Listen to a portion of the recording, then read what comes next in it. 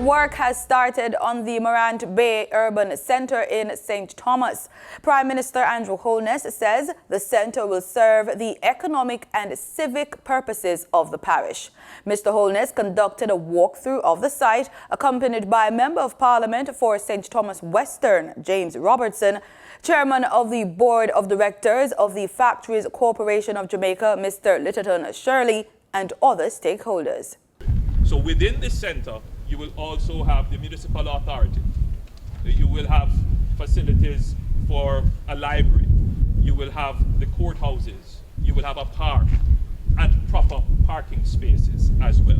Mr. Holness says this development and the overall development plans for the parish is the first of its kind in recent history.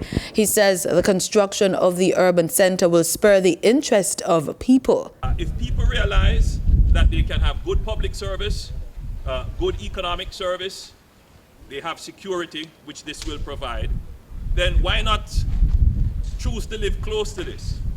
And so you're going to find along the highway and in this proximity, housing developing. So the government is being catalytic and instrumental in trying to drive orderly and structured development. The Morant Bay Urban Center is being built at a cost of $6 billion. The Prime Minister says it is being built all out of pocket. The time that it takes, therefore, to get partners convinced of the feasibility and so forth, that takes a little time. And then to make the proper adjustments so that the persons who will eventually use it are satisfied, that takes a little time. And I want to say that in the development of the project, we didn't just sit together as FCJ and the government and say, this is how it will be done.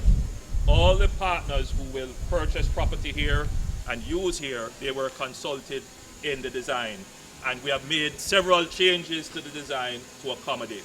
Chairman of the Board of Directors of the Factories Corporation of Jamaica, Mr. Littleton Shirley, says the construction will give way to 400 jobs. After construction, we are anticipating up to 3,000 jobs for the facility. This is a 2-year construction period for construction. I'm sure, knowing the capabilities of China Harbour and the contractor themselves, they will try to do not only within time but before the scheduled time. We are hoping for that.